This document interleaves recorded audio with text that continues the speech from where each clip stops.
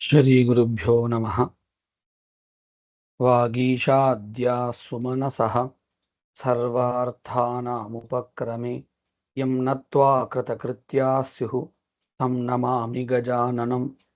गुरुर्ब्रह्मा गुरुर्विष्णुः गुरुर्देवो महेश्वरः गुरुः साक्षात् परं ब्रह्म तस्मै श्रीगुरवे नमः। சந்தியாவந்தன மந்திரார்த்தங்கள்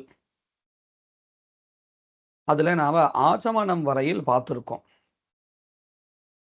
மேற்கொண்டு இந்த ஆச்சமனத்திற்கு பிறகு ஆந்திர சம்பிரதாயத்துல பூதோச்சாட்டனம் அல்லது பூசுத்திஹி அப்படிங்கிற ஒரு கர்மாவை பண்ணிட்டு இருக்கோம்.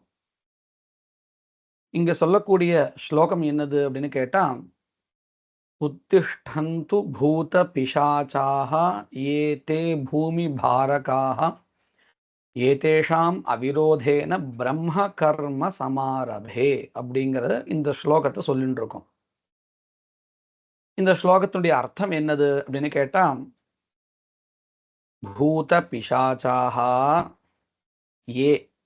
எந்த ஒரு பூத பிசாசங்கள் உண்டோ, துஷ்ட தேவதைகள் இந்த பூமியில் உண்டோ, அவர்கள் அனைவரும் உத்திஷ்டந்து இந்த இடம் விட்டு கிளம்புங்கள், எழுந்திருத்து கிளம்புங்கள். உத்திஷ்டந்து பூத பிசாச்சாக, அவர்கள் எப்பேற்பட்டவர்கள்? நல்லவர்கள் இல்லை. பூமி பாரகாக, இந்த பூமிக்கு சுமையானவர்கள். அப்படின்னா அவர்களால நன்மை நமக்கு எதுவும் கிடைக்காது. நம்ம பண்ணக்கூடியதான நல்ல கர்மாக்களை கெடுப்பவர்கள். அதனால தான் அவர்கள் இந்த இடத்த விட்டு நம்ம போக சொல்றோம். ஏதே பூமி பாரகாக. அது மட்டும் இல்லை, அவர்களோடு நம்ம வம்பு பண்ண போறது இல்லை. என்ன பண்ண போறோம்? உங்களுக்கு விரோதம் இல்லாம நான் என்னுடைய வேலையை பார்க்க போறேன். ஏதேஷாம் அவிரோதேனா, உங்களை பகைச்சுண்டோ உங்களை ஒரு ஹிம்சை பண்ணியோ நான் இந்த கர்மாவை பண்ண போறது இல்லை. நீங்க இந்த இடத்த விட்டு போயிடுங்கோ, நான் என்னுடைய வேலையை பண்ணிக்கணும். என்ன வேலை பண்ண போறேன்? பிரம்ம கர்ம சமாரபே. பிரம்ம கர்மா அப்படின்னு சந்தியாவந்தனத்துக்கும் இன்னொரு ஒரு பெயர் உண்டு. ஏன்னு கேட்டா, அந்த பிரம்மத்தை பரம்பொருளை அடைவிப்பதற்கு இது ஒரு சாதனமாக இருக்கு. நம்முடைய பாபங்கள் எல்லாம் குறைத்து சித்த சுத்தியை ஏற்படுத்தி அதன் வாயிலாக இந்த சந்தியாவந்தனமானது பரம்பொருளை அடைவிப்பதாக இருக்குங்கிறதுனால இதற்கு பிரம்ம கர்மான்னு பெயர் உண்டு. அப்பேற்பட்ட இந்த பிரம்ம கர்மாவை நான் செய்ய போறேன், நீங்க இந்த இடத்த விட்டு போங்கோ அப்படின்னு நாம அந்த துர்தேவதைகளையும் பிரார்த்தனை பண்ணிக்கிறோம். பிரார்த்தனை பண்ணும் பொழுது நல்ல தேவதைகள் தான் பண்ணிக்கணும் இல்லை, நல்ல தேவதைகளை பண்ணிக்கணும், அந்த நல்ல குணங்கள் வேணுங்கிறதுக்காக துர்தேவதைகளையும் பிரார்த்தனை பண்ணிக்கணும். எதற்குன்னு கேட்டா, அவர்களிடமிருந்து நமக்கு எந்த விதமான ஒரு தொல்லையும் வரக்கூடாது, இடைஞ்சல் வரக்கூடாது அப்படிங்கிறதுக்காக. இந்த விஷயம் இங்க சந்தியாவந்தனத்துல மட்டும்தாங்கிறது இல்லை, தினசரி வாழ்க்கையிலையும் நமக்கு உண்டு. காலங்காத்தால எழுந்திரிச்ச உடனே வீட்டில் என்ன பண்ணுவான்னா, பெண்கள்லாம் சேர்ந்து வாசல்ல ஜலம் தெளிப்பா. அப்புறம்தான் வெளியில போகணும் யாரா இருந்தாலும் அப்படின்னு சொல்லுவா. ஏன் அப்படின்னு கேட்டா, அந்த துர்தேவதைகள் ராத்திரி நேரத்துல அங்க வாசம் பண்ணுமா வீட்டு வாசல்ல. அதனால அந்த துர்தேவதைகள் வெளியேறணுங்கிறதுக்காகவே இந்த ஜலம் தெளிக்கிறது அப்படிங்கிறதான ஒரு வழக்கம் நமக்கு வீட்டிலேயே சாமான்யமாகவே உண்டு. கிணத்துல இருந்து ஜலத்தை இழுத்தாலும் முதல் ஒரு 2 வாளியை கீழே கொட்டிடுவா. அந்த கிணத்துலையும் கூட ராத்திரி நேரத்துல துர்தேவதைகள் வாசம் பண்ணிருப்பா. அந்த ஜலத்தை எடுத்த உடனே உபயோகப்படுத்தக்கூடாது. அதை ஒரு 2 வாளி பூமியில விட்டுடுவா. விட்டாச்சுன்னா அது சுத்தமாயிடும். அதே மாதிரிதான் இங்கேயும் நமக்கு பூசுத்தி அல்லது பூத உச்சாட்டனம் அப்படின்னா துர்தேவதைகளை துரத்துறது, அல்லது பூசுத்தி பூமி சுத்திக்காக அப்படின்னு இதற்கு பெயர். இதன் பிறகு நமக்கும் நம்ம சுத்தி இருக்கக்கூடிய அந்த புறத்திற்கும் இடத்திற்கும் ஒரு சுத்தி ஏற்படுத்துறதுக்காக ஒரு ஸ்லோகத்தை சொல்லி புரோக்ஷனம் பண்ணிப்போம். என்ன ஸ்லோகா அப்படின்னு கேட்டா, அபவித்ர பவித்ரோவா சர்வாவஸ்தாம் கதோபி வா யஸ்மரேத் புண்டரீகாட்சம் ச பாஹ்யாபியந்தர சுச்சிஹி அப்படிங்கிற ஸ்லோகத்தை சொல்லி ஜலத்தை தெளிச்சுப்போம். இந்த ஸ்லோகத்தை நம்ம பெரும்பாலும் எல்லா இடத்துலையும் கேள்விப்பட்டிருப்போம். இதுக்கு என்ன அர்த்தம் அப்படின்னு கேட்டா, அபவித்ரஹா பவித்ரோவா, சுத்தமானவனாக புனிதத்தன்மையுடன் கூடியவனாகவோ அல்லது அதற்கு மாறாகவோ இருந்தாலும், சர்வாவஸ்தாம் கதோபிவா, எந்த நிலையில இருந்தாலும், ஒரு நல்ல நிலையில இருந்தாலும் இல்ல ஒரு மோசமான சூழல்ல இருந்தாலும், எந்த நிலையில இருந்தாலும், அதாவது எந்த விதமான சூழல்ல இருந்தாலும் கூட அவன் ஒருவேளை இந்த பகவானை நினைப்பானே ஆனால், எஸ் மரேத் புண்டரீகாட்சம், பகவான் விஷ்ணுவை யார் ஒருத்தன் நினைக்கிறானோ, சுத்தமா இருந்தாலும் சுத்தமா இல்லைன்னாலும் எந்த நிலையில இருந்தாலும் பகவானை நினைத்தானே ஆனால் அந்த க்ஷணமே அவன் எப்படி ஆயிடுறான்னு கேட்டா, ச பாஹ்யாபியந்தர சுச்சிஹி, உள்புறமும் வெளிப்புறமும் சுத்தமடைந்தவனாக ஆகிறான். இப்படின்னு அந்த ஸ்லோகத்தினுடைய அர்த்தா. அப்போ இந்த ஸ்லோகத்தை சொன்னால் மட்டும் போராது, ஸ்லோகத்தை சொல்லிண்டே அந்த பகவானை நாம நினைச்சுக்கணும். நினைச்சிருந்தா நம்முடைய வெளிப்புறமும் உள்புறமும் ரெண்டும் சுத்தி அடைகிறது. இப்படி சுத்தி ஆனதுக்கு அப்புறம் தான் நாம கர்மாவை ஆரம்பிக்க போறோம். இப்படி சுத்தியை பண்ணிண்டு முதல்ல நிர்விக்ன பரிசமாப்தியர்த்தம் விக்னேஸ்வர பூஜா. எந்த காரியத்தை எடுத்துட்டாலும் அந்த காரியம் இடைஞ்சல் இல்லாது நிறைவடையணுமா இருந்தால் முதல்ல நாம பகவானை விநாயகரை பிரார்த்தனை பண்ணிக்கிறோம். அதனால்தான் நம்ம மங்கள ஸ்லோகங்கள் சொல்லும் போதும் கூட வாகீஷாத்யாக சுமனசா அப்படின்னு ஆரம்பிக்கிறோம். அப்படின்னா என்ன அர்த்தம்? வாகீஷான்னா பிரம்மா, பிரம்மா முதலிய தேவர்களே கூட வாகீஷாத்யா சுமனசா சர்வார்த்தானாம் உபக்கிரமே, சர்வ அர்த்தானாம் எல்லா விதமான காரியங்களிலும் உபக்கிரமே ஆரம்பத்தில் எம் நத்வா யாரை வணங்கிவிட்டு கிருதகிருத்தியாஸ்யுஹு தங்களுடைய காரியங்களில் அடைந்த பயனை உடையவர்களாக ஆகிறார்களோ. அப்படின்னு என்ன அர்த்தம்? ஆரம்பிச்ச கர்மாவை நல்லபடியா முடிச்சுண்டு அந்த காரியத்திலிருந்து அடைய வேண்டிய பலனை அடைந்தார்களோ. பிரம்மா முதலிய தேவர்கள் சாமானியமானவர்கள் இல்லை, அவர்களே இப்படித்தான் பண்ணிட்டு இருக்காங்க. உலகத்தையே சிருஷ்டி பண்ணக்கூடிய பிரம்மாவே விநாயகரை வழிபட்டு தான் மேற்கொண்டு அவருடைய வேலையை செய்ய துவங்குறார் அப்படிங்கிறதாக நமக்கு இந்த ஸ்லோகத்தில் தெரிகிறது. அப்போ நாம ஒரு வேலையை செய்யும் பொழுது நடுவில் எந்த விதமான இடைஞ்சல் வராமல் இருக்கிறதுக்காக நாம அந்த விநாயகரை வழிபடுறோம். அப்போ பொதுவான ஸ்லோகம் சுக்லாம் பரதரம் விஷ்ணும் சசிவர்ணம் சதுர்புஜம் பிரசன்ன வதனம் தியாயேத் சர்வ விக்ன உபசாந்தயே. நாம யாரெல்லாம் எப்பேற்பட்டவரை வழிபடுறோம் அப்படின்னு கேட்டா, சுக்லாம்பரதரம் ஒரே பதம்.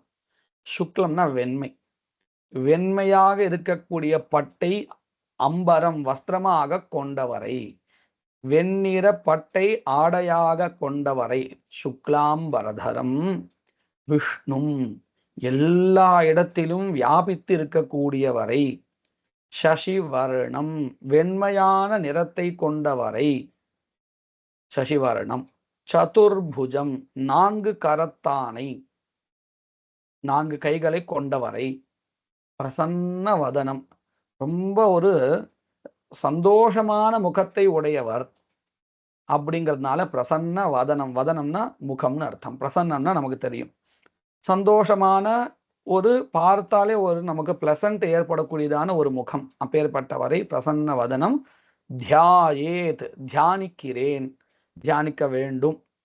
ஏன் தியானிக்க வேண்டும்? எதற்காக? சர்வ விக்ன உபசாந்தயே, சர்வ விக்ன எல்லா விதமான இடைஞ்சலுக்கும் அந்த இடைஞ்சல்களும் உபசாந்தையே சாந்தி அடைவதின் பொருட்டு. அப்படின்னு என்ன அர்த்தம்?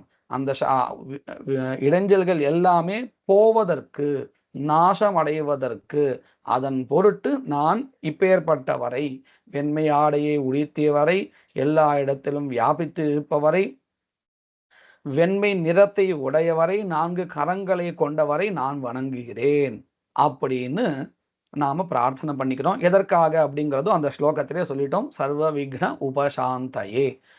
இப்படி முதல்ல ஒரு அதுக்கு பண்ணும்போது என்ன பண்றோம்? 5 தடவை கொட்டிக்கிறோம். இந்த பாலம்னு பேர், இந்த இடத்துல 5 தடவை கொட்டிக்கிறோம்.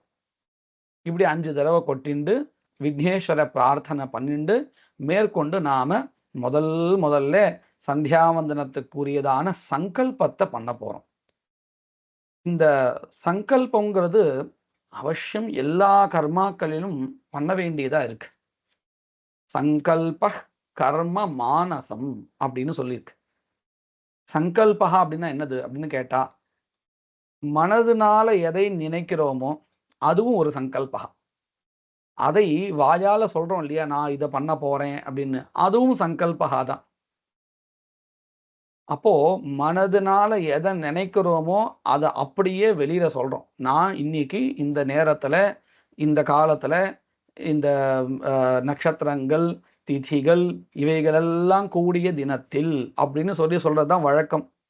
ஆனா நாம இப்ப என்ன பண்றோம்னு கேட்டா, நேரமின்மைக்காக வெறுமனே மம உபாத்த சமஸ்தன்னு சொல்லிட்டு போயிட்டு கடைசியில ஸ்ரீ பரமேஸ்வர பிரீத்தியர்த்தம் வரையும் சொல்லிடுறோம். நட்சத்திரங்களோ அந்த கரணங்களோ யோகங்களையோ அப்புறம் திதிகளையோ குறிப்பிட்டு பெருசா சொல்றது இல்லை. வாஸ்தவத்துல அப்படிதான் சொல்லணும். அப்படிதான் சொல்லணும்னே சொல்லியிருக்கு. அதுல திதிகளை குறிப்பிட்டால் ஒரு பலன், யோக கரணங்களை குறிப்பிட்டால் ஒரு பலன், இப்படி எல்லாம் விளக்கமா சொல்லியிருக்கு. அது முடியாத பட்சத்தில் தான் நாம இப்போ பண்ணிட்டு இருக்க முறையில மம உபாத்த சமஸ்த துரித க்ஷயத்வாரா ஸ்ரீ பரமேஸ்வர பிரீத்தியர்த்தம் பிராதசந்தியாம் உபாசிஷ்யே அப்படின்னு சொல்லிட்டு போயிட்டு இருக்கோம் சுருக்கமாக. இந்த சங்கல்பங்கிறது அவசியம் பண்ணி ஆகணும். அப்படி பண்ணலைன்னு சொன்னா அந்த கர்மாவினுடைய அந்த பலன் கிடைக்கவே கிடைக்காது அப்படின்னு சொல்லிட்டு இருக்கா. சரி, இந்த சங்கல்பத்துக்கு அங்கமா நாம என்ன பண்றோம்னு கேட்டா பிராணாயாமம் பண்றோம். அந்த பிராணாயாமத்தை பண்ணி முடிச்சதுக்கு அப்புறம் தான் நாம இந்த சங்கல்பத்தை என்ன பண்ண போறோம் அப்படிங்கிறத சொல்லிட்டு இருக்கோம். முதல்ல சுக்லாம்பரதனம் பண்ணிட்டு அதுக்கப்புறம் கையோட இது சேர்ந்து மூணு ஒரு விஷயமா வச்சுக்க வேண்டியதுதான். சங்கல்பத்துக்கு முன்னாடி பண்ணின சுக்லாம்பரதனம், ஓம் பூஹு அப்படின்னு பிராணாயாமஹா, அதுக்கப்புறம் மமோபாத்த அப்படின்னு சொல்லக்கூடிய இந்த மூணு ஒன்று வச்சுக்க வேண்டியது. எங்க சங்கல்பம் பண்ணிட்டாலும் இந்த மூணு சேர்ந்தே வரும். சரி, அதுல நாம இப்போ பண்ண வேண்டியது எது? சங்கல்பத்துக்கு அங்கமாக பிராணாயாமஹா. பிராணஹா அப்படின்னா வாயு. அதை கட்டுப்படுத்தல் அப்படின்னு பெயர். இந்த பிராணாயாமஹா ரெண்டு விதமா இருக்கு. சகர்பா பிராணாயாமஹா, அகர்பா பிராணாயாமஹா அப்படின்னு என்னது? மூச்சை உள்ள இழுத்துண்டு அதை தம் கட்டுறதுன்னு சொல்லுவோம். கும்பகம் அப்படின்னு சொல்லுவோம். நிலை நிறுத்தல். அப்படி பண்ணி மறுபடியும் காத்த வெளியேற்றினால் அது சகர்ப பிராணாயாமஹா. அப்படி இல்லாமல் வெறுமனே காத்த முழுக்க இழுத்து மறுபடியும் இன்னொரு துவாரம் வழியாக விட்டால் அது அகர்பா பிராணாயாமஹா அப்படின்னு ரெண்டு வகையா இந்த பிராணாயாமத்தை பிரிக்கிறார்.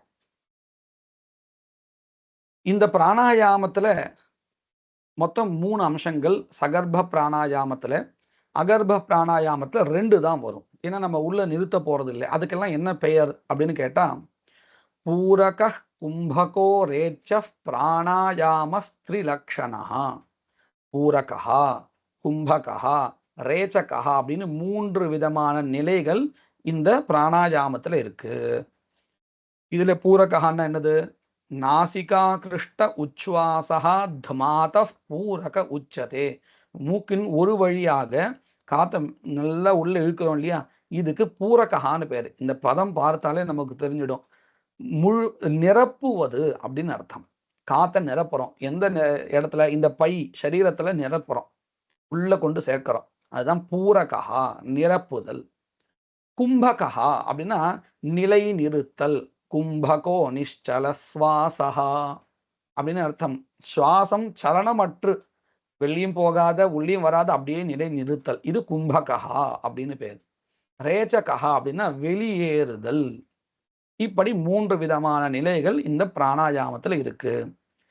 இதே அகர்ப்ப பிராணாயாமத்துல பண்றதா இருந்தால் 2 நிலைகள் தான். உள்ள காற்று இழுத்துக்க வேண்டியது, வெளியில விட வேண்டியது.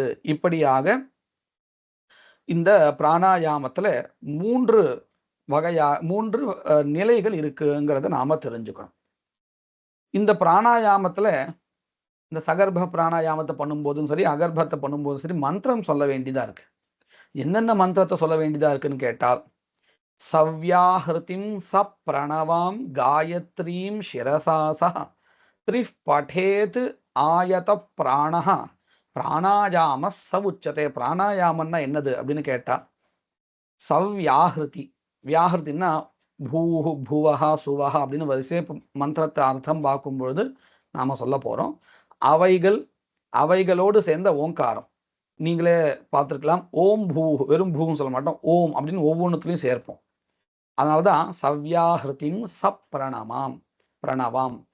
இது மட்டும் இல்லை, காயத்ரி மந்திரம் நடுவில் வர்றது, அதுவும் எதோட சேர்ந்து வருது? காயத்ரி சிரஸோடு சேர்ந்து வருது. காயத்ரி சிரஸ் அப்படின்னு எதற்கு பேருன்னு கேட்டா, ஓம் பூர் பூவ சுவஹா அப்படின்னு சொல்றோம் இல்லையா, இதுதான் காயத்ரி சிரஸ். இதோடு சேர்ந்த காயத்ரி மந்திரம். இந்த மந்திரத்தோடு இந்த பிராணாயாமத்தை பண்ணணும் அப்படிங்கிறது, இந்த பிராணாயாமத்துல வரக்கூடிய மந்திர நியமங்களை இங்க நமக்கு சொல்லி கொடுத்துருக்கா. சரி, மந்திர நியமங்களை சொல்லி கொடுக்குறா, எப்படி பண்ணணும்? காத்தை இழுத்துக்கணும்ல, சரி கை ஏதோ வித்தியாசமா வச்சுப்போமே அப்படின்னு கேட்டா, அதற்கு ஓங்கார முத்ரான்னு பேர். அப்படின்னா என்னது? இந்த விரல் இந்த விரல் இந்த ரெண்டு தான் நமக்கு வேண்டியது, இந்த ரெண்டு தான் வேண்டியது. இந்த ரெண்டுத்தையும் வச்சுண்டு இந்த ரெண்டு பக்கத்தினுடைய துவாரங்களை அடைக்கணும். அப்போ என்ன பண்ணுவோம்? இது பேலன்ஸுக்காக கையில் வச்சுக்கணும். இந்த ஒரு விரல் மட்டும் வச்சிருந்தால் நமக்கு சிரமமா இருக்கும். அதோட சேர்த்து இது வச்சுக்க போறோம். நமக்கு தேவை இந்த ரெண்டு விரல் தான், கட்டை விரலும் மோதிர விரல் தான் நமக்கு வேண்டியதா இருக்கு. அதனால என்ன பண்றோம்னா இப்படி வச்சுப்போம். இந்த முத்திரைக்கு ஓங்கார முத்ரான்னு பேரு. இந்த ஓங்கார முத்திரையை வச்சுண்டு நாம இப்படி ரெண்டு பக்கத்துலையும் அடைச்சுண்டு அந்த அடைச்சுக்கிறோம்னா எப்பொழுதும் இல்லை, காற்றை இழுத்துக்கும் போது என்ன பண்ணுவோம்? இந்த ஏதாவது ஒரு சைடில் இப்படி அழுத்திண்டு காற்றை இழுத்துப்போம். அதுக்கப்புறம் ரெண்டு சைடையும் நாம அந்த ரெண்டு துவாரத்தையும் அடைச்சுண்டு எந்த பக்கம் வெளியேற்றுறோமோ அந்த பக்கம் இந்த விரலை நாம கொஞ்சம் நகர்த்திடுவோம். இப்படிதான் பண்ணிட்டு இருக்கோம். இதற்கு ஓங்கார முத்ரான்னு பேரு. அந்த விஷயத்தை சொல்லி கொடுக்கறதுக்காக ஸ்மிருதியில ஒரு ஸ்லோகம் இருக்கு. கனிஷ்ட அனாமிகாங்குல்யைஹி, கனிஷ்டம்னா இது, அனாமிகான்னா இந்த மோதிர விரல், இவைகளால் நாசாகிரஸ்ய பீடனம், பீடனா பிடித்தல், ஓங்கார முத்ரா சாப்ரோக்தா இப்படி வச்சுக்கிறதுக்கு ஓங்கார முத்ரேன்னு பேரு. யதேஷ்ச பிரம்மச்சாரிணா, இது யாருக்குன்னு கேட்டா பிரம்மச்சாரிகளுக்கும் யதிகளுக்கும் இப்படி அவசியம் வச்சுட்டு தான் பண்ணி ஆகணும் அப்படின்னு இந்த ஸ்லோகத்தை சொல்றது. பொதுவா எல்லாருக்குமே கூட இந்த ஒரு பொசிஷன் தான் நாம வச்சுருக்கோம், ஓங்கார முத்ரா அப்படின்னு பேர். இந்த பிராணாயாமத்துக்கு மாத்திரம்தான் ஒரு சிறப்பு உண்டு. என்ன உண்டுன்னு கேட்டா, பொதுவா மந்திரங்கள் நமக்கு அதிருஷ்ட பிரயோஜனத்தை கொடுக்கும். அப்படின்னு என்ன அர்த்தம்? திருஷ்டம் அதிருஷ்டம்னு ரெண்டு வகையாக பிரயோஜனத்தை பிரிக்கிறார். அதாவது நாம ஒரு விஷயத்தை பண்ணினால் உடனே பலன் கிடைச்சது, கையோட கண் முன்னாடி கிடைச்சதுன்னா இது திருஷ்ட பிரயோஜனம், திருஷ்ட பலன். அதிருஷ்ட பலன்னா அப்படி இல்லை, அது நமக்கு நேரடியா கிடைக்காது, இப்பயும் கிடைக்காது உடனே. அதுக்குன்னு ஒரு காலம் வரும்போது நமக்கு அது அதனுடைய வேலையை செஞ்சு நன்மையை கொடுக்கும். இது அதிருஷ்ட பிரயோஜனம்னு சொல்லுவோம். இந்த பிராணாயாம எப்படி இருக்குன்னு கேட்டா ரெண்டுத்தையும் கொடுக்கறது. அதாவது நாம முதல்லயே பார்த்தோம், இந்த சந்தியாவந்தனத்துல யோகாவும் உண்டு அப்படின்னு சொன்னோம் இல்லையா, யோக மார்க்கமும் உண்டு அப்படின்னு சொன்னோம். அதன்படி இங்க நம்ம பண்ணும் பொழுது சரீரத்துல சுத்தி ஏற்படுத்துறது, அதே மாதிரி நல்ல ஒரு ஸ்தைரியத்தை ஸ்திரத்தை கொடுக்கறது சரீரத்துல இல்லையா, ஸ்திரத்தன்மையை கொடுக்கறது, ஆக்சிஜன் நல்லா உள்ள போய் சேர்றது. வெறுமனே காத்து இருக்கிறதுக்கும் இந்த மாதிரி பண்றதுக்கும் நிறைய வித்தியாசங்கள் நம்மளால உணர முடியும். பல பிரயோஜனங்கள் நிறைய எல்லாரும் சொல்லிகிட்டே இருக்கா. நம்ம அதை பார்த்து தெரிஞ்சுக்க வேண்டியது, எதெல்லாம் பிராணாயாமம் பண்ணினால் வரக்கூடிய திருஷ்ட பிரயோஜனம், திருஷ்ட பலன் இருக்குங்கிறத நம்ம நிறைய பார்க்கலாம். அதிர்ஷ்ட பிரயோஜனம் என்னது? இப்படி ஒரு இந்த மந்திரத்தை சொல்லி ஒரு தியானம் பண்றோம் இல்லையா, அது நமக்கு அதிர்ஷ்டத்தை ஏற்படுத்துறது, புண்ணியத்தை ஏற்படுத்துறது அப்படின்னு கூட சொல்லிக்கலாம். அதிர்ஷ்டங்கிறது புண்ணியம், இந்த புண்ணியத்தை ஏற்படுத்துறது. அப்போ ரெண்டு விதமான வேலையும் இந்த பிராணாயாமகா செய்யறது. அது மாதிரி இந்த இடத்துல நாம ஏன் செஞ்சுட்டு இருக்கோம் அப்படின்னு கேட்டா, நமக்கு உள்ளுக்குள்ளார ஒரு சுத்தியை ஏற்படுத்தி கொடுக்கறது இந்த பிராணாயாமம். ஸ்நானம் பண்ணினோம், சுத்தி ஏற்பட்டது. அதையும் தவிர்த்து மந்திரத்தை சொல்லி இப்போ புரோக்ஷனம் பண்ணிட்டோம், அபவித்ர பவித்ரோவான்னு. வெளிப்புற சுத்தியை அந்த ஸ்லோகத்தினால அந்த மந்திரத்தை சொல்லி நாம ஏற்படுத்திட்டோம். இப்போ உள்புறத்துல இருக்கக்கூடிய சுத்தியை ஏற்படுத்துறது இந்த பிராணாயாமகா அப்படின்னு நமக்கு சொல்லி கொடுக்குறா பாருங்க. ஏவம் சம்மார்ஜனம் கிருத்வா, அதாவது அபவித்ரஹா போன்றதான மந்திரங்கள் சொல்லியோ அல்லது மேற்கொண்டு வரக்கூடியதான ஆபோஹிஷ்டா போன்ற மந்திரங்களை சொல்லியோ புரோக்ஷனம் பண்ணி பகிஷுத்தியர்த்த காரணாத், அதாவது பகிஷுத்திக்கு காரணமாக இருக்கக்கூடிய இந்த சம்மார்ஜனம் புரோக்ஷனம் முதலியவைகளை செய்துவிட்டு ததா பிறகு ஆபியந்தர சுத்தியர்த்தம் உள்ளுக்குள்ளார ஏற்படக்கூடியதான சுத்திக்காக பிராணாயாமம் சமாச்சரேத், பிராணாயாமத்தை செய்ய வேண்டியது. வெளிப்புற சுத்திக்காக மார்ஜனம் செய்துவிட்டு இப்பொழுது உள்புற சுத்திக்காக இந்த காற்றை உள்ளே செலுத்துவதனால உள்புறம் சுத்தி அடைகிறதுன்னு அர்த்தம். இந்த பிராணாயாமம் அந்த வேலை பண்றது. அது மட்டும் இல்லை, இப்போ நாம சந்தியாவந்தனத்தை பண்ணிட்டு இருக்கக்கூடியதான பிராணாயாமமானது சுத்திக்காகன்னு சொல்றோம். பாபங்கள் போக்குறதுக்காகவும் தனியாக பிராணாயாமம் பண்ணணும்னு இருக்கு. தனிப்பட்ட முறையில பிராணாயாமத்தை மட்டும் வச்சுண்டு பிராயஷ்சித்தமாக பண்றது அப்படின்னு கூட இருக்கு. அதுவும் எப்படி பாருங்க, தச பிரணவ சயுக்தாக பிராணாயாமஸ்து ஷோடச அபி ப்ரூண ஹனனம் மாசாத் புனந்தி அஹரஹ கிருதாக. அஹரஹ கிருதாக, பிரதிதினமும் ஒருத்தன் 16 பிராணாயாமங்களை மந்திரத்தோடு சேர்ந்து பண்ணினால் அவன் பண்ணின உச்சக்கட்ட பாபம் மூலம் போறது. ப்ரூணஹனனம்னு பாபங்கள்ல ஒரு உத்கிருஷ்டமான ஒரு பாபம், அதையும் கூட இது போக்க வல்லதா இருக்கு பிராணாயாமஹா. பிராணாயாம சதம் காரியம் சர்வ பாப அபனுத்தையே உபபாதக ஜாதானாம் அனாதிஷ்டஸ்ய செய்வஹி அப்படின்னு என்ன அர்த்தம்? 1000 சதம் 100 பிராணாயாமங்கள் பிரதிதினம் பண்ணிண்டே வந்தால் எல்லா பாபங்களும் மொத்தமாக போயிடுறது. சாதாரணம் இல்லை.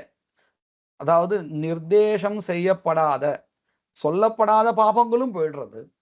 பொதுவா இந்த பாபத்துக்கு இது பிராயஷ்சித்தம், இந்த பாபத்துக்கு இது பிராயஷ்சித்தம் அப்படின்னு சொல்லிட்டு போம் இல்லையா, அப்படி சொல்லப்படாத பாபங்களும் கூட ஒரு நாளைக்கு இந்த மந்திரத்தை மேலே சொல்லப்பட்ட அந்த மந்திரத்தோடு ஓங்காரத்தோடு சேர்ந்த மந்திரத்தை 100 தடவை பண்ணினால் அத்தனை பாபங்களும் போறது.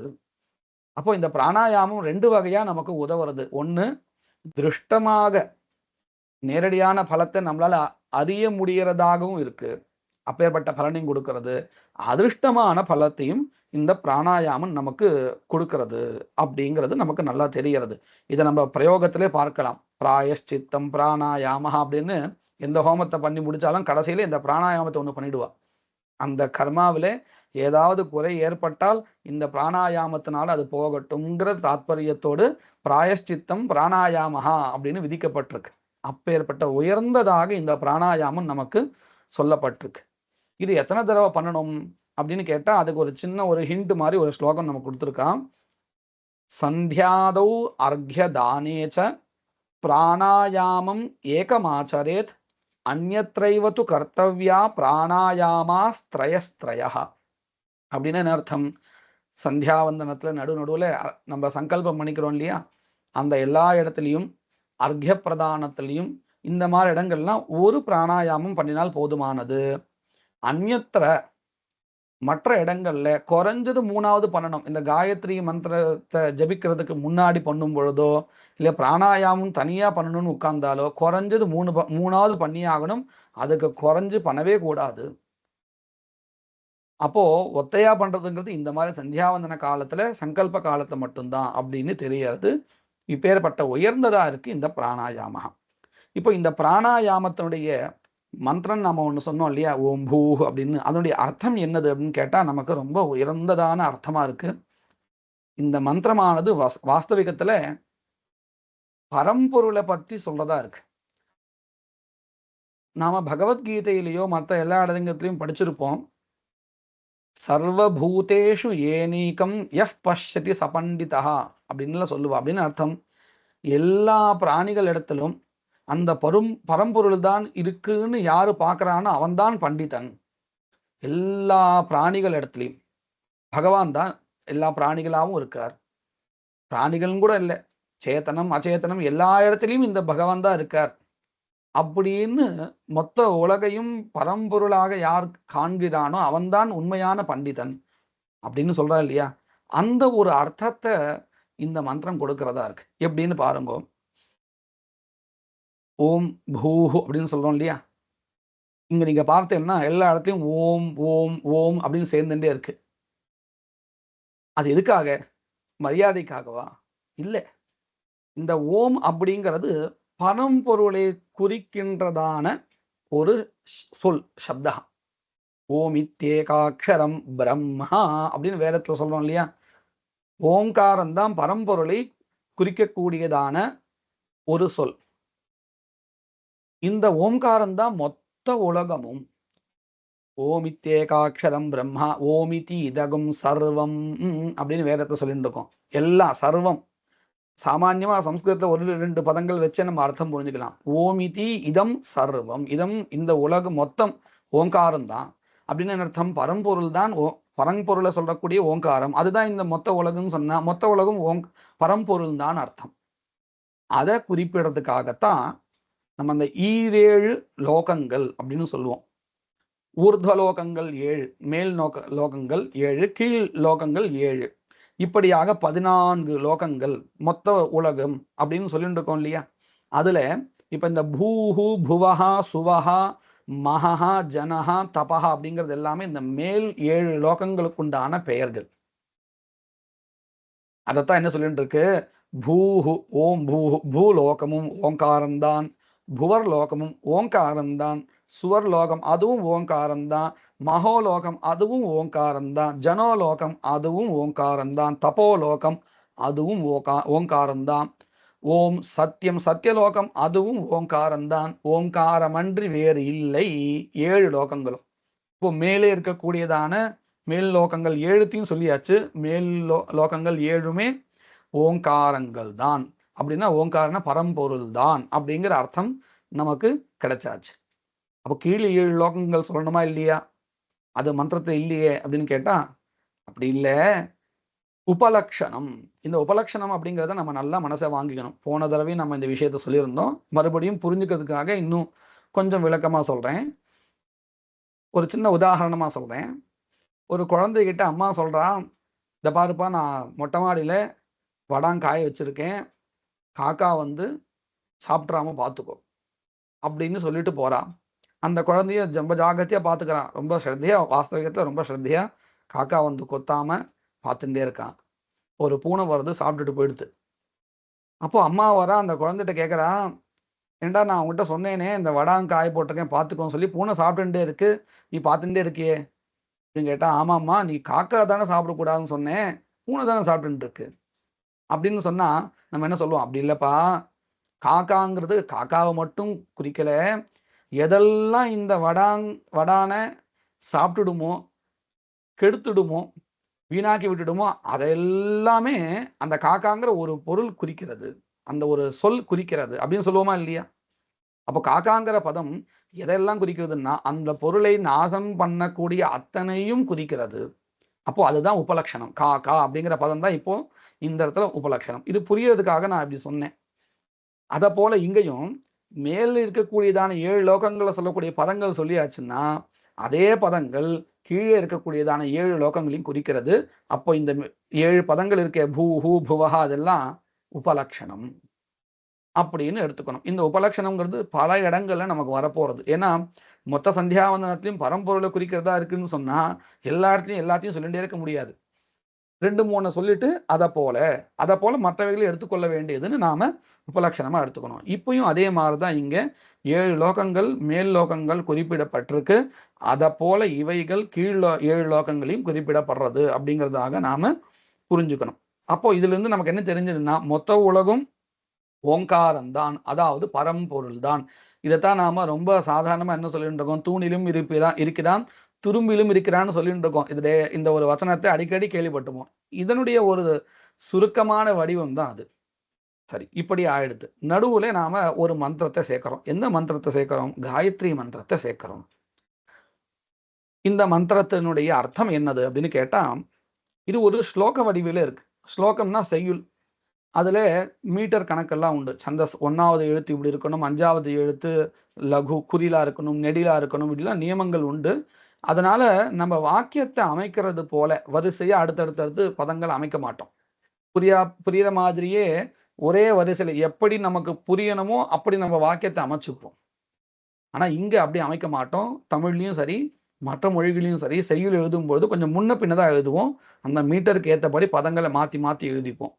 அப்படி செய்யுள் தயாரானதுக்கு அப்புறம் அதை புரிஞ்சுக்கிறதுக்காக நம்ம பழையபடி நமக்கு ஏற்றபடி புரியறதுக்கு சௌகரியப்படி யோஜனா அப்படின்னு சொல்லுவோம் சமஸ்கிருதத்தில். அதாவது வரிசைப்படுத்துதல். எப்படி வரிசைப்படுத்தினால் ஸ்லோகத்தில் இருக்கக்கூடிய சொற்களை எந்த வகையில் வரிசைப்படுத்தினால் அந்த ஸ்லோகமானது கருத்தை நமக்கு சொல்லுமோ அந்த அளவுக்கு நம்ம வரிசைப்படுத்துறது அப்படின்னு பண்ணுவோம். அதை போல இதுவும் ஒரு ஸ்லோகமாக இருக்கிறதுனால இந்த பதங்களை முன்ன பின்ன நமக்கு ஏற்றபடி நாம் தெரிஞ்சுக்கணும். முதல்ல தியோயோன பிரச்சோதயாத் இருக்கு இல்லையா, அதுலேருந்து எடுத்துப்போம். யஹா எந்த ஒரு தேவதை, சவிதாங்கிற தேவதை, காயத்ரின்னு நம்ம பேர் சொல்கிறோமே அதுவே இந்த சந்தஸ்னுடைய பேர். அம்பாளுடைய பேரும் இருக்கு, இந்த சந்தஸ்னுடைய பேர்ல நம்ம சொல்லிட்டு இருக்கோம். யஹா எந்த ஒரு சவிதா தேவதா. சவிதா அப்படிங்கிற தேவதை எதற்கு காரணமா இருக்கக்கூடியதுன்னு சொன்னா, இந்த உலகு உண்டாவதற்கு, பிராணிகள் உண்டாவதற்கும் அந்த பிராணிகளுடைய புத்தியானது செயல்படுவதற்கும் காரணமா இருக்கு. ஒரு விஷயத்துல பிரவர்த்திக்கிறதுக்கு ஈடுபடுவதற்கு புத்தி வேண்டியிருக்கு இல்லையா, யோசிக்காமலோ அந்த புத்தி இல்லாமலோ நம்மளால பண்ணவே முடியாது. முதல்ல ஆத்மாவில ஒரு யத்னகா வரும், முயற்சி. ஒரு விஷயம் தெரிஞ்சுப்போம், தெரிஞ்சதுக்கு அப்புறம் ஆசைப்படுவோம் அதை பண்ணணும்னு, அதுக்கப்புறம் முயற்சி வரும், முயற்சி வந்ததுக்கு அப்புறம் ஈடுபடுவோம். இப்படிதான் வரிசை. ஜானாதி இச்சதி எதத்தே சேஷ்டத்தே அப்படின்னு சொல்லுவா சாஸ்திரங்கள்ல. முதல்ல தெரிஞ்சுப்பான், அந்த விஷயம் என்ன பண்ணணுமோ அதை தெரிஞ்சுக்கணும், அதுக்கப்புறம் அதை பண்ணணுங்கிற ஆசை வரணும், அதுக்கப்புறம் யத்னம் முயற்சி வரும், அதுக்கப்புறம் தான் அந்த காரியத்தில் ஈடுபடுவான். அப்போ இதுக்கெல்லாம் அந்த புத்தி ரொம்ப முக்கியமா இருக்கு இல்லையா, அந்த புத்திக்கு வழிகாட்டுதலா இருக்கக்கூடியது தேவதை சவிதா தேவதை. யஹா எந்த ஒரு சவிதா தேவதாவானது, நஹா எங்களுக்கு, தியஹா தியஹான்னா புத்திகளை, நல்ல ஒரு புத்திகளை, நல்ல விஷயங்கள்ல ஈடுபடக்கூடிய புத்திகளை, பிரச்சோதயாத்து தூண்டுகிறதோ, நல்ல புத்திகளை கொடுக்கிறதோ, தத் சவிதுஹு அப்படின்னு இருக்கு இல்லையா, தஸ்ய சவிதுஹு அந்த சவிதா தேவதாவினுடைய, தேவஸ்யங்கிற பதமும் இங்கே இருக்கு, சவிதுஹு தேவஸ்ய, அதாவது சவிதா என்கின்ற தேவதாவினுடைய, வரேண்யம் எல்லாராலும் வரிக்கத்தகுந்த போற்றத்தகுந்த, பர்கஹா ஒளியை பிரகாசத்தை. ஏன் அப்படின்னு சொன்னா, நம்முடைய அஜ்ஞானத்தை போக்குறது அந்த ஒளி தான், அந்த தேவதையினுடைய ஒரு பிரகாசம்தான், தேஜஸ் ஸ்வரூபந்தான். அதாவது நம்ம பரம்பொருளையும் அந்த தேஜோ ரூபமாக தான் சொல்லிட்டு இருக்கோம், ஜோதி ஸ்வரூபமாக தான் சொல்லிட்டு இருக்கோம். ஏன்னா அஜ்ஞானத்தை போக்குறதுனால பர்கஹா அந்த சவிதா தேவதாவினுடையதான ஒரு தேஜஸ்ஸை ஒளியை, தீமகி தியானம் செய்கிறோம். அப்படி செய்யறதுனால என்ன ஆறுதுன்னா நம்முடைய அஜ்ஞானம் எல்லாம் தொலைகிறது. ஆக மொத்தம் பிரதிபதம் இப்படி இருக்கு. இதனுடைய முழு அர்த்தம் நமக்கு புரிஞ்சுக்கிற மாதிரி புத்தியில வச்சுக்கிறதா இருந்தா என்ன பண்ணணும்னா, எந்த சவிதா தேவதாவானது நம்முடைய புத்தியை செலுத்துகிறதோ அந்த சவிதா தேவதாவினுடைய எல்லாராலையும் போற்றக்கூடிய பெருஞ்சோதியை நான் தியானிக்கிறேன் இப்படின்னு நாம் அந்த தியானம் பண்ணிட்டே தான் மந்திரங்களை சொல்லணும். காயத்ரி ஜபம் பண்றச்ச கூட இதைத்தான் நாம தியானம் பண்ணணும். இப்படி தியானம் பண்ணினால் நல்ல புத்தி கிடைக்கும், தீக்ஷ்ணமான புத்தி கிடைக்கும், பரம்பொருளை அடைகின்றதான ஒரு நல்ல ஞானம் கிடைக்கும், அஜ்ஞானம் விலகும். இப்படியாக இந்த காயத்ரி மந்திரத்தை நம்ம பிராணாயாம மந்திரத்தினுடைய நடுவில் சொல்றோம். சொல்லிட்டு மறுபடியும் என்ன பண்றோம், ஓமாபஹா ஜோதி ரசஹா அமிர்தம் பிரம்ம பூர்புவஸ்வரம் சொல்றோம். ஓம் ஆபஹா ஜலமும் கூட ஓம் ஓங்காரந்தான், பரம்பொருள் தான். ஜோதிஹி ஒளியும் கூட, அக்னியும் கூட பரம்பொருள் தான். இங்க நாம மறுபடியும் அந்த உபலட்சணத்தை தெரிஞ்சுக்கணும்.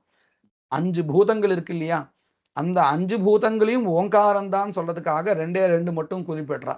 ஓம் ஆபஹா ஜலத்தையும், ஜோதிஹி அக்னியும், மீதி ஆகாஷா வாயு பூமி இதெல்லாம் என்னது, இந்த 2 வச்சுன்னு நாம தெரிஞ்சுக்கணும். இந்த 2 அந்த மற்ற 3களையும் சேர்த்து தான் சொல்றது உபலட்சணமாக. ரசஹா, ரசஹாங்கிறது அந்த பரம்பொருளை நேரடியாக குறிப்பிடுறது.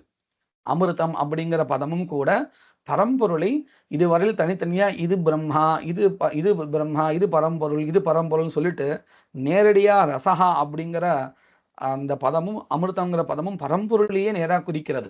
எப்படின்னு கேட்டா ரசோவை சஹா அப்படின்னு அந்த ரசகாங்கிற பதம் பரம்பொருளை குறிக்கிறது. என்ன அர்த்தம் அதுக்கு அப்படின்னு கேட்டா ரசகிஹ்யேவாயன் லப்த்வானந்தி பவதி அப்படின்னு அந்த ரசபதம் எதை சொல்றதுன்னா ஆனந்தத்தை சொல்றது.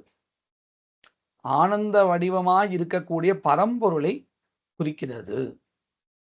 அப்போ இந்த மந்திரம் பிராணாயாமங்கிற மந்திரம் 2 விதமான நமக்கு பலனையும் கொடுக்கிறது. ஒண்ணு பரம்பொருளை தியானிக்கிறதுனால அந்த நிலையை அடையக்கூடியதான அதிருஷ்ட பலனையும் கொடுக்கிறது. அதை போலவே திருஷ்ட பலனாக இருக்கக்கூடிய சரீர ஆரோக்கியத்தையும் கொடுக்கிறது. அவ்வளவு வசத்தியானதா இருக்கு இந்த பிராணாயாமஹா. இந்த பிராணாயாமத்தை முடிச்சதுக்கு அப்புறம் நாம என்ன பண்றோம்னா இந்த சங்கல்பத்தை பண்றோம். என்னன்னு நம்ம முன்னாடியே சொன்னோம், சங்கல்பகான்னா மனதுனால நினைக்கிறது அப்படியே வெளியில சொல்றது அப்படின்னு சொல்லிட்டு இருக்கோம். எத்தி மனசாத்தியாயதி தத்வாசா வததி தத் கர்மணா கரோதி. எதை மனசுல நினைக்கிறானோ அதையே சொல்றான், அதையே செய்யறான். இப்படி பண்ணினாதான் அவன் நல்லவன் இல்லையா? நம்ம அதனாலதான் பல ஸ்லோகங்களை சொல்லும் பொழுது எதை நல்லவர்கள்லாம் எப்படி இருப்பான்னு கேட்டா எதை நினைக்கிறாளோ அதையே சொல்லுவா, அதையே செய்வா. மனசி எதை நினைக்கிறாளோ மனசுல அதையே சொல்றது, அதையே செய்யறது. கெட்டவானா என்ன பண்ணுவான்னா மனசுல ஒண்ணு வச்சுப்பான், வாயில ஒண்ணு சொல்லுவான், செய்யறது ஒண்ணா இருக்கும். அவ நல்லவா இல்லை அப்படின்னு நமக்கு ஒரு ஸ்லோகங்கள்லாம் உபதேசங்கள்ல கூட சொல்றது உண்டு. அப்படி இல்லை.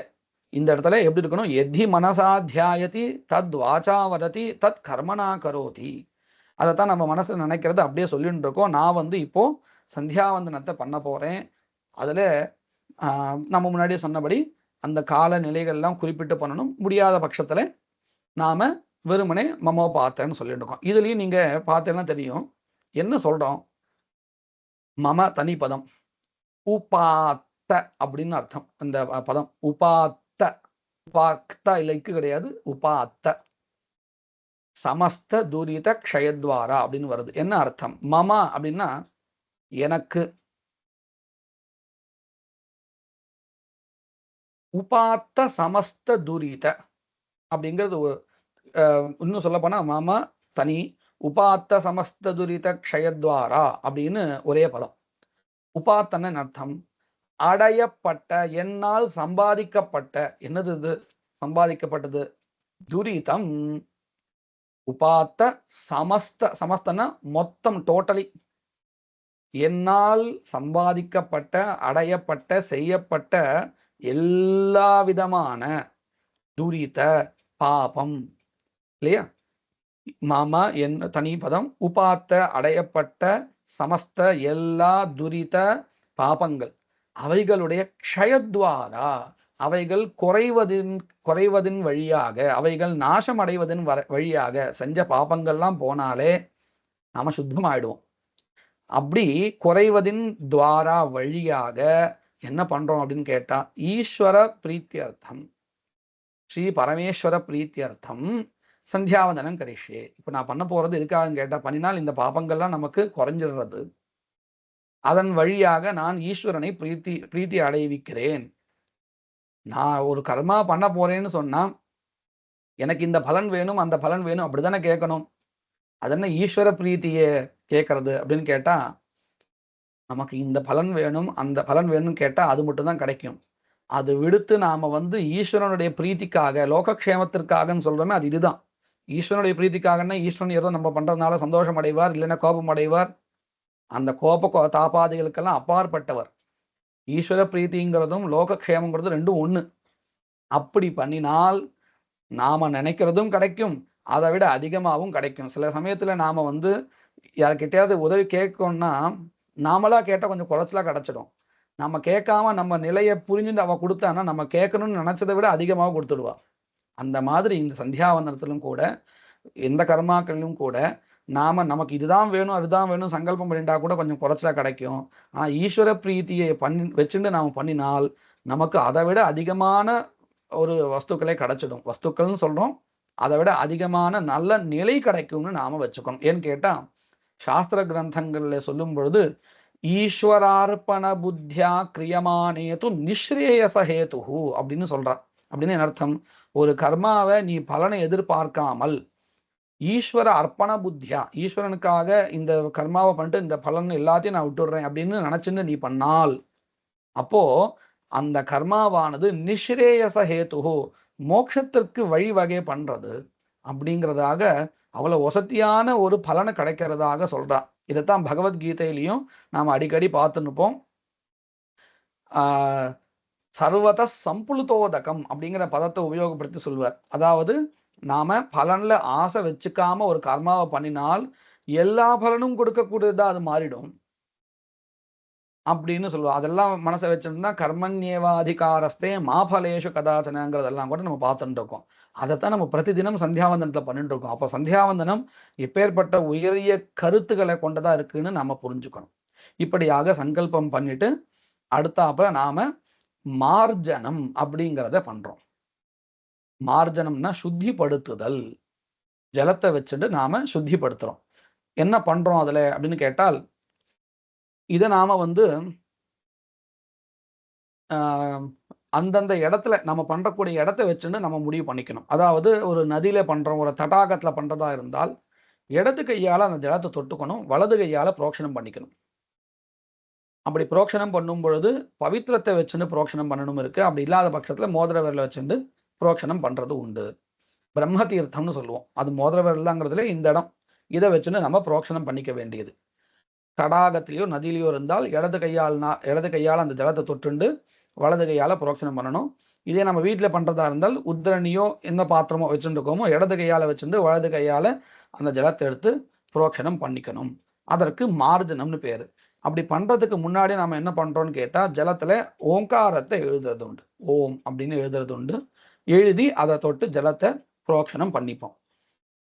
நமக்கு வேதத்துல இந்த ஜலத்துக்கும் அதே சமயத்துல அக்னிக்கும் ரொம்ப முக்கியத்துவம் கொடுத்துருக்கா. இந்த ரெண்டும் எப்பொழுதும் நம்ம கூடவே இருந்துட்டே தான் இருக்கும். ஜலமும் அக்னியும். பிரம்மச்சாரியா இருந்தால் சமிதாதான் அக்னியா இருக்கும், ஔபாசன அக்னியா விவாக ஆனவாளுக்கு இருக்கும். இப்படி நம்ம கூடவே வந்துட்டே இருக்கும் இந்த ரெண்டும்.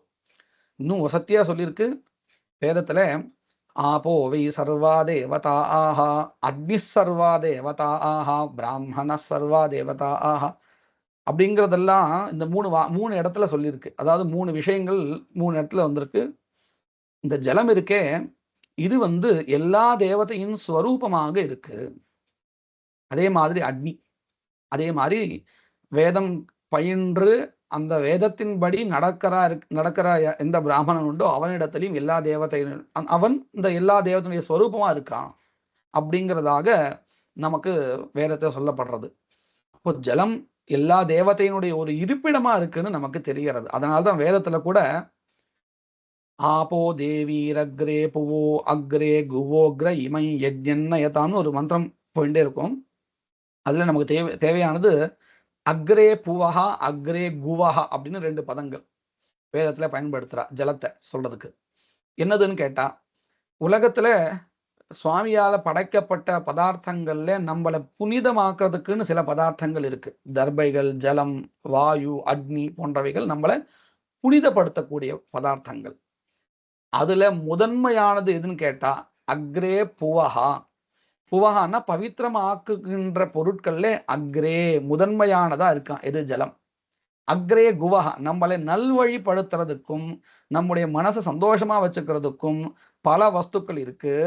அதுல முதன்மையாக இருக்கக்கூடியது அக்ரே குவஹா ஜலம். இந்த ஜலமானது அப்பேற்பட்டதாக இருக்கு. அப்போ அந்த ஜலத்துக்கு எவ்வளவு ஒரு முக்கியத்துவம் இருக்குன்னு நாம தெரிஞ்சுக்கணும். அதை வச்சுட்டு தான் நாம மேற்கொண்டு புரோக்ஷனம் பண்ணிட்டு இருக்கோம். இதையே நம்ம சொல்லிட்டு இருக்கோம்னு கேட்டா, இந்த புரோக்ஷனம் பண்ணினா நமக்கு என்ன கிடைக்கும் அப்படின்னு கேட்டா அத்தனை சுத்தியும் கிடைக்கிறது. ஏன்னா அதுக்காக தான் நம்ம இவ்வளவு விஷயங்கள் பார்த்துருக்கோம். ஜலம் எப்பேற்பட்ட புனிதமா இருக்கு அப்படிங்கிறத நம்ம பார்த்துருக்கோம். இன்னும் சொல்ல போனா ஜலத்தை அடிக்கடி நாம தொட்டுட்டே இருக்கணும். எதுக்கு? நான் சுத்திக்காக. அப்ப உபஸ்பிருஷதி மேத்யத்வாய அப்படின்னு வேத வாக்கியம். ஏதாவது ஒண்ணு நம்ம இந்த பிராணாயாமமே பண்ணி முடிச்சதுக்கு அப்புறம் என்ன பண்றோம்னா ஓம்னு காது தொடுறோம். ஏன் தொடுறோம் இங்க தொட்டுட்டு அப்படின்னு கேட்டா, இந்த மூக்கு, வாய் இந்த மாதிரியான இடங்கள் எல்லாம் தொட்டா கை அலம்பிக்கணும்னு இருக்கு.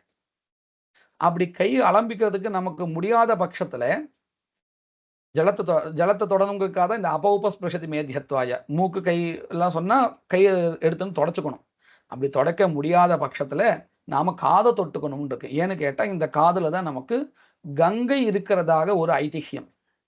அதனாலதான் நாம வந்து ரெஸ்ட் ரூம் எல்லாம் போறதா இருந்தா இந்த பூனை எடுத்து காதுல இப்படி சுருட்டிட்டு போவா. ஏன் அப்படின்னு கேட்டால் இந்த இடத்துல கங்கை இருக்கிறதுனால இந்த பூனலை ஒரு நல்ல புனிதமான இடத்துல வைக்கணுங்கிறதுக்காக அப்படி வச்சுட்டு போறது உண்டு. அப்போ இந்த இதுவே ஒரு ஆச்சமனம்.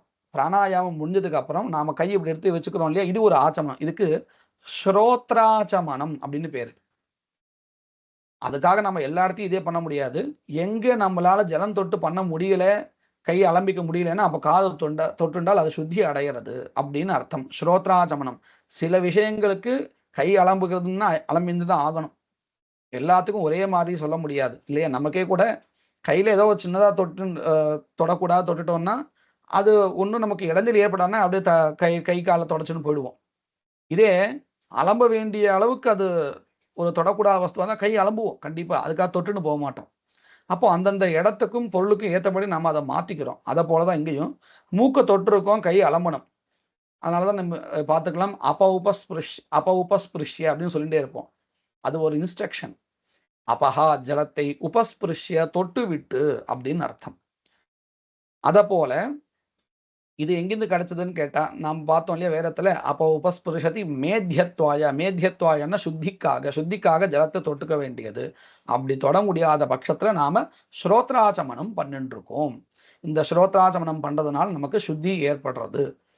சரி, இதை எப்போ பண்ணிட்டு இருக்கோம்னு கேட்டா இந்த சங்கல்பத்துல பண்ணும்போது ஓம்புகு பண்றோம் இல்லையா, பண்ணி முடிச்ச உடனே காதை தொட்டுப்போம், ஓம் அப்படின்னு தொட்டுப்போம். அதுக்கு இதுதான் தாத்பரியம். சங்கல்பம் முடிஞ்சிடும்.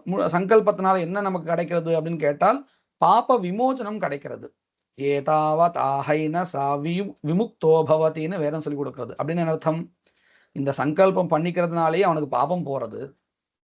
நான் இந்த காரியம் பண்றேன், நல்ல காரியம் பண்றேன்னு சங்கல்பம் பண்றதுனாலேயே அவனுக்கு ஒரு பாபம் போறது அப்படின்னு இந்த வேத வாக்கியம் சொல்லி கொடுக்கிறது. இப்படி பண்ணி முடிச்சதுக்கு அப்புறம் நாம இந்த மார்ஜனம் அதை பண்ணிட்டு இருக்கோம். அதுலதான் நம்ம இப்ப பார்த்திருந்தோம் ஜலம் எவ்வளவு ஒரு புனிதமா இருக்கு. அக்ரே புவஹா அக்ரே குவஹா அப்படின்லாம் சொல்லிட்டு இருக்கோம். ஆபோவை சர்வா தேவதாக, இப்படி எல்லா தேவதையோட இருப்பிடமாக இந்த ஜலம் இருக்கு. இத அதுவே ஒரு சுத்தி காரணம். அதையும் நாம மந்திரம் சொல்லி நாம இன்னும் நம்ம சுத்திப்படுத்துகிறோம். வெறும் ஜலம் அப்படிங்கிறதே ஒரு நம்மளை சுத்தப்படுத்துகின்ற ஒரு பொருள். அதுலயும் மந்திரபூர்வகமா பண்ணினால் நமக்கு எவ்வளவு ஒரு சுத்தி ஏற்படும் அப்படிங்கிறத நாம யோசிச்சு பார்க்கணும். அப்பேற்பட்ட மந்திரம் ஆபோஹிஷ்டாங்கிற ஒரு மந்திரம் நாம இப்போ தெரிஞ்சுக்க போறோம். அதை சொல்லிதான் நாம புரோக்ஷனம் பண்ண போறோம். இதுல நாம் முன்னாடி சொன்னோம் இல்லையா, ஜலத்துல இருந்துட்டு இடது கையால தொட்டு ஜலத்துல அப்படியே நம்ம தடாகங்களையோ நதியிலையோ பண்றதா இருந்தா எப்படி பண்ணணும் அப்படின்னு கேட்டா, ஸ்பிருஷ்டுவா ஹஸ்தேன வாமேன தட்டே நத்யாதிகேஷுச்ச. அடுத்தது பாபினா தட்சிணேனைவ மார்தயேத் ச குஷேன தூ. அப்படின்னு அர்த்தம், இடது கையால தொட்டுண்டு வலது கையால பண்ணணும். தட்டே நத்யாதிஷு மார்ஜயேத் ச குஷேன, தர்பைகளையும் கையில வச்சுட்டு பண்ணணும். அப்போ தர்பைகள், ஜலம், மந்திரம் மூன்றுமே புனிதப்படுத்துவதற்கு உண்டான பொருட்கள். அது அத்தனையும் ஒன்று சேர்றது இந்த ஆபோஹிஷ்டா மந்திரத்துல, மார்ஜனத்துல. பாத்திரஸ்தித உதகே நெய்வ, அப்படி தடாகத்திலயோ அப்படிலாம் இல்லை, வீட்டுல நம்ம பண்ணிட்டு இருக்கோம்னு சொன்னா ஒரு பாத்திரத்தை ஜலம் வச்சுக்க வேண்டியது, இடது கையினால எடுத்துட்டு வலது கையால மார்ஜனம் பண்ணிக்க வேண்டியது. அதை எப்படி பண்ணணும்? உத்தான தேவதீர்த்தேன, நம்ம ஏற்கனவே தேவதீர்த்தம் பார்த்துருக்கோம் இல்லையா இந்த இடம், அதை வச்சுட்டு நாம புரோக்ஷனம் பண்ணிக்கணும். மூர்த்தி தலையில தான் பண்ணிக்கணும். அதுவும் வேற எங்கேயும் பண்ணக்கூடாது, கீழெல்லாம் சிந்தக்கூடாதுன்னு சொல்றது. மந்திரபூதம் ஜலம் யஸ்மாத், மந்திரத்தினால இது பவித்திரம் செய்யப்பட்ட ஜலமாக இருப்பதினால் ஆபோஹிஷ்டா அபிமந்திரிதம், மந்திரத்தினால இது அபிமந்திரித்தம்னா அதை பார்த்து நாம சொல்லி புரோக்ஷனம் பண்றோம் இல்லையா, அந்த மந்திரம் அபிமந்திரணம் செய்யப்பட்டது, ஜபிக்கப்பட்டது. அதனால பததி அசுச்சி தேசேஷு, ஒருவேளை இது மற்ற சுத்தமில்லாத இடங்கள்ல கீழே விழுந்ததுன்னு சொன்னா தஸ்மாத் பாபம் வரும். தஸ்மாத் தத் பரிவர்ஜயேத். இந்த புரோக்ஷனம் பண்ற ஜலம் நம்ம சிரஸ்ல மட்டும்தான் வேணும். கண்ணாபுரான் இப்படி மேல அப்படி விட்டுலாம் பண்ணக்கூடாது. மெதுவாக நம்ம சிரஸ்ல மட்டும் பண்ணும்படியாக இந்த மார்ஜனத்தை நாம பண்ணணும். இப்போ இந்த மார்ஜனம் பண்ணினா என்ன பலன் கிடைக்கிறது அப்படின்னு கேட்டா, ரஜஸ் தமோ மோக ஜாத்தம் ஜாகிரத் ஸ்வப்ன சுஷுப்திஜான் வாங் மனः காயஜான் தோஷான் நவைதான் நவபிர் தஹேத். இந்த மந்திரத்தை ஆபோஹிஷ்டா மயோ புவஹ தான ஊர்ஜேததாதன மகேரணாய சக்ஷசே. இப்போ 3 வாக்கியங்கள் சொன்னேன் இல்லையா? இப்படி தனித்தனியா 3 வாக்கியங்களாக ஒரு ஸ்லோகம். இப்படியும் சொல்லலாம் தனித்தனியா. அப்படி இல்லைன்னா 3த்தையும் சேர்த்து ஒண்ணு. ஆபோஹிஷ்டா மயோ புவஸ்தான ஊர்ஜேததாதன மகேரணாய சக்ஷசே அப்படின்னு ஒண்ணா சொல்லிக்க வேண்டியது. இப்படியும் சொல்லலாம். அதாவது தனித்தனி வாக்கியங்களா சொன்னா, பாதங்களா சொன்னா 9 மந்திரங்களாக 9 பாதங்களாக வரும். அந்த 9 பாதங்களாக சொல்லும் பட்சத்துல அது என்ன பலனை கொடுக்கிறது அப்படின்னு கேட்டால், ரஜோ குணத்தினாலேயோ தமோ குணத்தினாலேயோ அல்லது மற்ற மோகங்களினாலோ ஏற்பட்ட பாபங்கள் போறதா முதல் 3 மந்திரங்கள் சொல்றதுனால. அதே மாதிரி ஜாகிரத அவஸ்தையிலையும் ஸ்வப்னாவஸ்தையிலையும் சுஷுப்தி அவஸ்தையிலையும் பண்ணக்கூடிய பாபங்கள் போறதா அடுத்த 3 சொல்றதுனால. வாங் மன காய இந்த 3 வழியாக செய்கின்ற பாபங்கள், வாயை திட்டுறதோ, யாரையாவது தொந்தரவு பண்றதோ, மனசுனால சில பேரை நாம திட்டிப்போம், அதுவோ அல்லது சரீரத்தினால யாரையா அடிக்கிறது போன்ற இந்த மாதிரியான பாபங்கள் இதுவும் போறதான். இப்படியாக இந்த நவபீர் மந்திரைஹி நவ மந்திரங்களால நம்ம புரோக்ஷனம் பண்ணும் பொழுது இந்த 9 விதமான பாபங்கள் நம்மளை விட்டு போறதாக இந்த ஸ்மிருதி வாக்கியம் நமக்கு சொல்லி கொடுக்கிறது. சரி, அப்போ இதுக்கு உண்டான மந்திரம் எது அப்படின்னு கேட்டால் ஆபோஹிஷ்டாமயோ புவஹாங்கிற மந்திரம். இந்த மந்திரத்துக்கு ஒரு பெரிய சிறப்பு உண்டு வேதத்துல. பொதுவா வேதத்துல ஒரே மந்திரம் மறுபடியும் மறுபடியும் வரும், அங்கங்க ரிப்பீட் ஆகும். ஆனா அப்படி ரிப்பீட் ஆகும் பொழுது என்ன பண்ணுவான்னு கேட்டா, அதனுடைய பிரதீகத்தை மட்டும் கொடுப்பா. பிரதீகம்னா என்னது? ஒரு அடையாளம். இப்போ உதாரணத்துக்கு நாமளே ஒரு குழந்தைய பார்த்து சொல்லதா இருந்தா, குழந்தை உனக்கு ஸ்லோகம் தெரியுமா?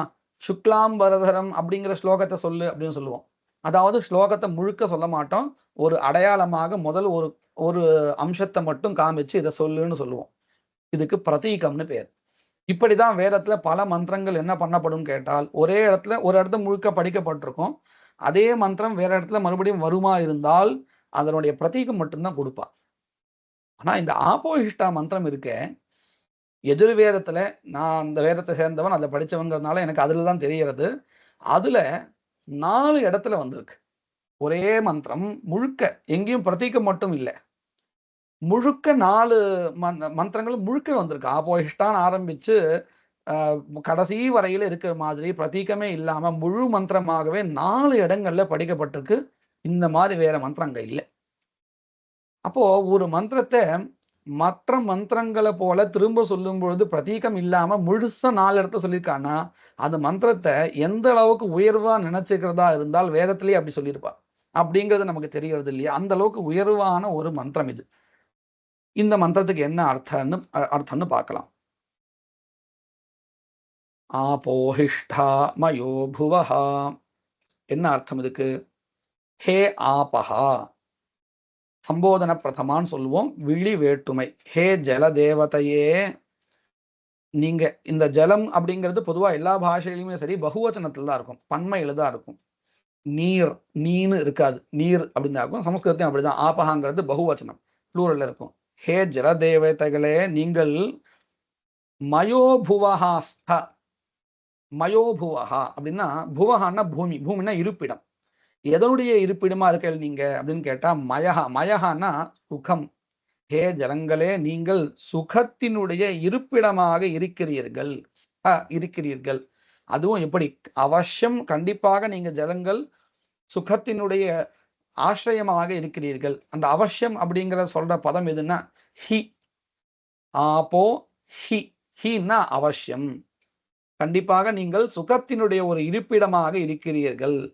ஆபோயிஷ்டாமயோ புவா தான ஊர்ஜே ததாதன. தாஹ அப்பேற்பட்ட நீங்கள், நஹா எங்களுக்கு, ஊர்ஜே ததாதன, ஊர்க்கு அப்படின்னு சொன்னா சத்துன்னு அர்த்தம். அதாவது நாம சாப்பிட்டதுக்கு அப்புறம் அந்த சாப்பாடு ஒரு சத்து வடிவமா மாறுறது இல்லையா, பலம்னு சொல்றோம் இல்லையா, அதுதான் ஊர்க். அதற்காக எங்களுக்கு நீங்கள் அருள்வீர்களாக. ததாதன அப்படின்னா தரணம் பண்ணுவீர்கள், எங்களை தாங்குவீர்களாக அப்படின்னு அர்த்தம். எங்களுக்கு அந்த ஊர்க்கை நீங்கள் கொடுப்பீர்களாக, அனுகிரகிப்பீர்களாக அப்படின்னு அர்த்தம். ஊர்க்குன்னா நம்ம பார்த்தோம் இல்லையா, பலம், அதை கொடுப்பீர்களாக. அடுத்தது மகேரணாய சக்ஷசே. மகேன்னா உயர்ந்ததான, பூஜ்யமான, ரணாய. ரணாய அப்படின்னு சொன்னா ரமணீயாயன்னு அர்த்தம். அழகான, மிக உயர்ந்த அழகான, சக்ஷசே பார்வையின் பொருட்டு நீங்கள் அனுகிரகம் செய்வீர்களாக. அப்படின்னா என்ன அர்த்தம்? வித்தியாசமா இருக்கே. நாம் அப்படியே மொழிபெயர்த்துன்றே, அதனால வித்தியாசமா இருக்கும். தாத்பரியம் என்னன்னு பார்த்தா சரியா போயிடும். நீங்கள் எங்களுக்கு உயர்ந்த அழகான கண்களின் பொருட்டு அனுகிரகம் செய்வீர்களாக. அது என்னது உயர்ந்த கண்கள்? கண்கள்னு சொன்னா சரி, அந்த உயர்ந்த கண்கள், அழகான கண்கள் அப்படின்னு கேட்டா, கண்ணுக்கு அழகு எதுன்னு கேட்டால் அது நமக்கு எந்த மாதிரியான பதார்த்தங்களை காண்பிச்சு கொடுக்கிறதோ அதை பொறுத்துதான் அதற்கு உயர்வு. அப்படின்னு அர்த்தம். ரொம்ப சூக்ஷ்மமா நுணுக்கமான விஷயங்களை காண்பிச்சு கொடுத்ததுன்னா அந்த கண் உயர்ந்தது. அப்போ இங்க நாம எந்த கண்ணை கேட்கறோம்னு கேட்டா, வெளியில இருக்கக்கூடியதான பொருட்களை காண்பிக்கக்கூடிய கண்ணை இல்லை, ரொம்ப சூக்ஷ்மமான கண்ணு, அதாவது உள்ளுக்குள்ளார இருக்கக்கூடியதான ஆத்மாவை காண்பிச்சு கொடுக்கக்கூடிய, பரம்பொருளை காண்பித்து கொடுக்கக்கூடிய உயர்வான அழகான கண். அதுதான் பரம்பொருளை காண்பிச்சு கொடுக்கக்கூடியதான அந்த கண் இருக்கே, அந்த கண்கள், அவைகளின் பொருட்டு எங்களுக்கு நீங்கள் அனுகிரகிப்பீர்களாக அப்படின்னு பிரார்த்தனை. எவ்வளவு அழகான ஒரு உயர்ந்த ஒரு விஷயத்தை கேட்கறது பாருங்க. அதைத்தான் நம்ம சொல்லிட்டு இருக்கோம். மகேரணாய சக்ஷசே, அதுதான் உயர்ந்த கண். நம்மை நம்மை நாம் அறிவதற்கு எது உதவியா இருக்கோ அந்த கண், அப்பேற்பட்ட கண்ணை எனக்கு கொடுப்பீர்களாகன்னு நம்ம அந்த ஜலதேவதையை பார்த்து கேட்கிறோம். அது மட்டும் இல்லை, யோவ சிவதமோ ரசஹா வஹா, உங்களுடைய, ஹே ஜலதேவதைகளே, உங்களுடைய சிவதமஹா, சிவம்னா மங்களம்னு அர்த்தம். சிவதமஹான்னா மங்களங்களை கொடுக்கக்கூடியவைகளை முதன்மையானதுன்னு அர்த்தம். பெஸ்ட் அப்படின்னு சொல்றோம் இல்லையா, அதுதான் சிவ தமஹா. மிகவும் மங்களகரமாக இருக்கக்கூடிய ரசஹா, உங்களுடைய அந்த சத்து. ரசஹான்னா மதுரமாக இருக்கக்கூடிய சத்து.